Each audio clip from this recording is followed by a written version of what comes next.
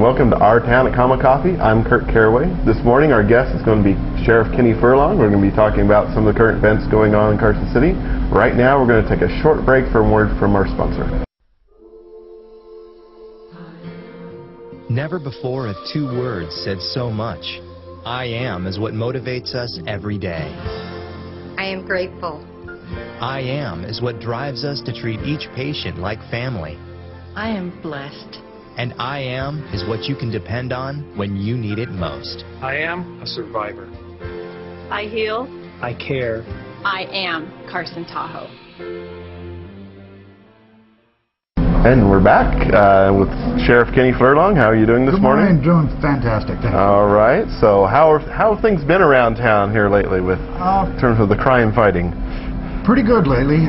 We're still looking at low numbers throughout the summer, which was something that we targeted, hoping to keep things down as quiet as possible and proactively getting out what we call getting in front of the wave and doing a lot of preventive measures up throughout not only the town, but in Lyon and in Douglas counties as well. Our units have been very, very effective at doing that education and prevention. Yeah. And I mean, we had the recent shooting incident that happened a couple weeks ago, and I know that you and your people have been out hunting some of these folks down and trying to deal with that. Been very successful at it. Quite a number of arrests were made, real identifications made, and that process is ongoing and continuing. I'm pleased with the results. A lot of officers put in a lot of time to make sure that we return that area to a safe manner. Very, very difficult when, as you know, the management of a complex, if you will, is engaged in that type of activity. Yeah. We rely on businesses and managers to be a part of the solution and give us those information and heads up so that we can, again, stay out in front of it. Okay. And, you know, I mean, we've had some comments on our website, you know, and things like this saying that, you know, trying to say that you don't think there's a gang problem and things like that. Of course, this is the political season and people are going to do their... It is political season, and I look at it as a whole lot of rhetoric. Those people that are really, truly engaged in what we are doing in this community are extremely widespread. We can talk about the Sheriff's Department and all of the new programs that have come on board in the last years under my administration, the creation of a street enforcement drug team, the creation of a street enforcement gang team, the creation of a tri-county gang team, all enhancements to all we had before was the TriNet. We've created an opportunity in our middle and our elementary schools for education and prevention.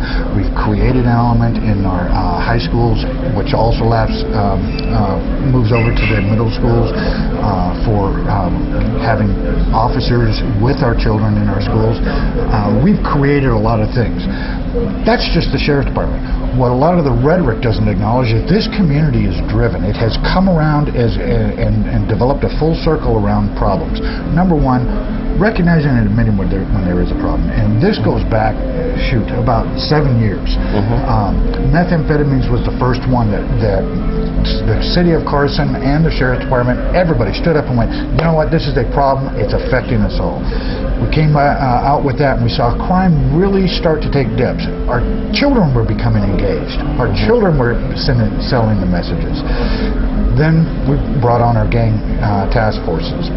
We did that because we saw indicators that gang activity was taking us in a reverse role. We seemed to be bottomed out and we were starting to move back up in crime in the town. As a result of that, we put on these activities and all of a sudden we saw a complete drop again. In 2010, this year, we have seen crime rates lower than we have ever seen since we began measuring. Oh, that's interesting. Hey, we're going to take a short break right now and come right back after word from our sponsor. The Carson Mall has fantastic food.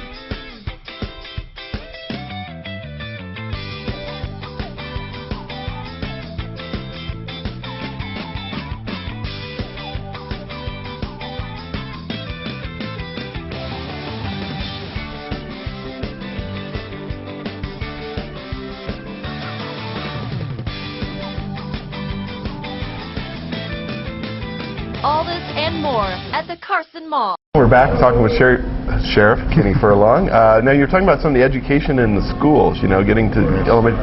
How does that work? I mean, some people who don't understand some of the program there. We have one officer that's dedicated to the elementary and middle school levels, and that officer does a host of different types of activities within this umbrella, if you want to call it, of the DARE program.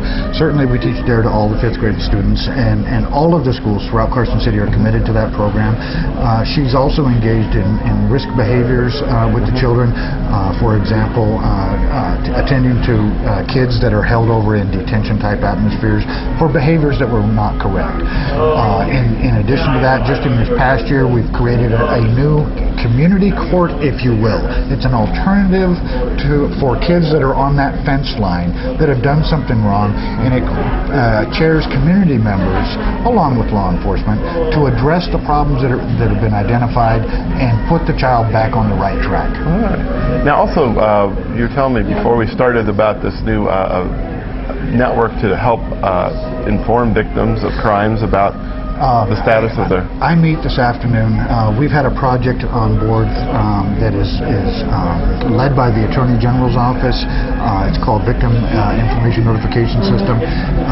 This system we hope that Carson City will be the first one in the state to have it fully on board. Right. What it allows our electronic systems to do is automatically track inmates that have been incarcerated for offenses, and when that inmate's status has changed or is released from custody, the victims of those crimes automatically get a telephone call informing them within moments that that person has been released from custody or whatever the case may be. Oh wow, okay, so this is a huge enhancement to the Victim Advocates program that the DA's office has staffing readily for. While we say this is out of the Sheriff's Department, in reality, the seat for victim advocacy in Carson City does sit with Neil Lombardo up at the DA's office. Right. So it's a great enhancement to their program through our electronic systems. I'm really looking forward to this. Because I mean, that's a complaint you hear from victims of domestic violence, not here, but everywhere. We hear this across the country. Domestic violence, child abuse type environments where the offenders are taken into custody. And remember, we have due processes that we must follow. Some people get released because that's the law. Yeah. And victims have a right, and in many cases have a need to be informed of the status of that offender all of the time. This is going to allow that. And it doesn't matter where you are. You may be over in Denver, Colorado tomorrow. You would still get the phone call at your designated phone. So whatever your phone number is that was on the report or whatever is part of the case. And if you have questions, it allows you a referral. Wow. So then you'd have the options of like temporary restraining orders or things like that, or... That's exactly right. Okay. Well, that's interesting. What other things that are going on, like you said, the gang problem, the drug problem, other things that maybe people don't see, as much? A lot of folks don't see the actual real progressive work, as I call it, being out in front of the wave. We've had incidences. We had one over the weekend where our gang and drug units did their job and were able to identify a problem before it rose up to the level of public attention. Yeah. We were capable of taking some of our resources and applying it specifically to that incident. We got through the night unscathed, and I believe that's our job, is to prevent these things from happening when we can. Okay. Well, thanks for coming on and talking with us. And thank you for tuning in. We'll catch you next time, Our Town at Common Coffee. Care. It's a word we hear every day. But what does it really mean? It means loving what you do. Care is respect, dignity, kindness, and joy. It means being passionate about what you do. Care is what we do every day. It means everything to my patients. I am healthcare that does care. I am Carson Tahoe.